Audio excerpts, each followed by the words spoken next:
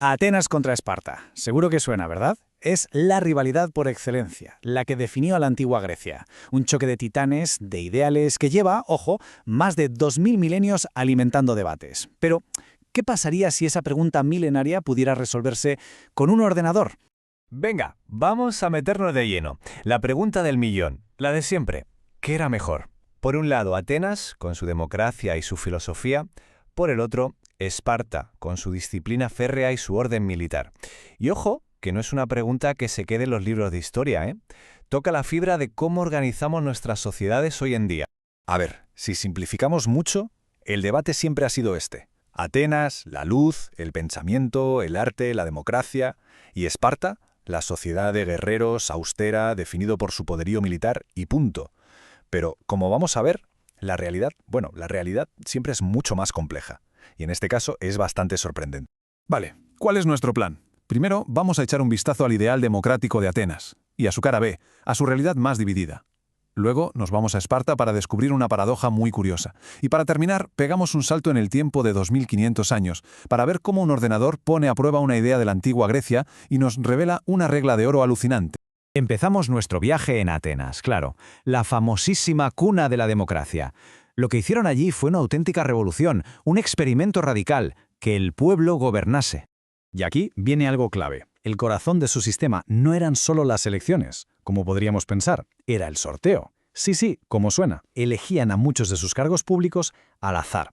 ¿Y por qué hacían algo así? Pues pensaban que era la mejor forma de evitar la corrupción, las peleas por el poder y que las instituciones se pudrieran por dentro. Algo que, según ellos, pasaba siempre con los partidos y las élites. Una idea potentísima. Hay que quedarse con ella porque volverá a aparecer más adelante. Pero, claro, aquí es donde la cosa empieza a torcerse. Porque esa democracia tan ideal, tan aclamada, pues resulta que no era para todo el mundo. Ni de lejos. La famosa Edad de Oro de Atenas tenía un lado muy, muy oscuro. La clave estaba en la palabra ciudadano. Aristóteles lo definió muy bien. Ser ciudadano es poder participar en el poder político. Y en Atenas, ese club era súper exclusivo. Si eras un hombre nacido en Atenas y de padres atenienses, entonces sí, el poder era tuyo. Podías votar, tener cargos públicos, poseer tierras, pero eras parte de una minoría. La inmensa mayoría de la gente que vivía allí estaba completamente fuera. Y aquí llegamos al punto más duro, sobre todo para la mitad de la población. Para las mujeres, la realidad era otra película completamente distinta. Se las consideraban literalmente eternas menores de edad. Toda su vida, desde que nacían hasta que morían, estaban bajo la tutela de un hombre. Primero su padre, luego su marido, y si no, otro pariente. Derechos legales o políticos, cero, nada. Venga, cambiamos de escenario. Nos vamos a Esparta. Y aquí es donde la cosa se pone paradójica. Porque si Atenas era la democracia que encerraba a sus mujeres, Esparta, el estado militarista y autoritario por excelencia, hacía algo sorprendente. Les daba un poder y una libertad considerables. Suena contradicción, ¿verdad? Pues vamos a verlo. Hay una cita buenísima de Gorgos Estargerania, la reina de Esparta, que lo clava. Le preguntaron, ¿por qué las espartanas sois las únicas que mandáis sobre los hombres? Y ella respondió, porque somos las únicas que damos a luz a hombres de verdad. Ahí está la clave. La sociedad espartana valoraba a las mujeres sobre todo por ser madres de guerreros. Y ese papel, curiosamente, les daba un estatus y una influencia que no se veía en ningún otro lugar de Grecia. Y ojo a los detalles, porque son alucinantes. Las mujeres espartanas no solo recibían educación formal y entrenamiento físico, algo que en Atenas sería ciencia ficción, sino que además podían poseer y heredar tierras. Y no poca cosa, llegaron a controlar, atención, 2/5 partes de toda la tierra de Esparta. Eso es un poder económico brutal. Y aquí se ve la contradicción perfectamente. A ver, que quede claro, en ninguna de las dos ciudades las mujeres tenían derechos políticos, pero si comparamos el día a día, la mujer espartana, viviendo en esa oligarquía militar, tenía unas libertades sociales y económicas que la mujer ateniense, en la supuesta cuna de la democracia, ni podía imaginar. Esto nos hace replantearnos de verdad eso de qué sociedad era más avanzada, ¿no? Y ahora, la historia da un giro de guión total. ¿Nos acordamos de la idea ateniense del sorteo, eso de elegir cargos al azar para que no hubiese corrupción? Bueno, pues hay que abrocharse los cinturones porque vamos a dar un salto de 2500 años hacia adelante.